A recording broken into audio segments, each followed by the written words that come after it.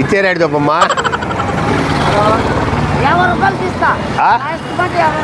50తో ఇస్తావా? తక్కువ రావా? ఏమి ఆడికి లాస్ అంటావా?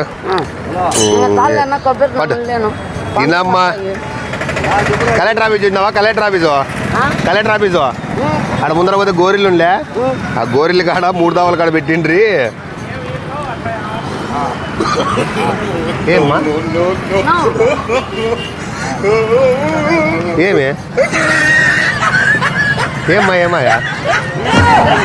ఏమాయమ్మా ఇంకో తిను.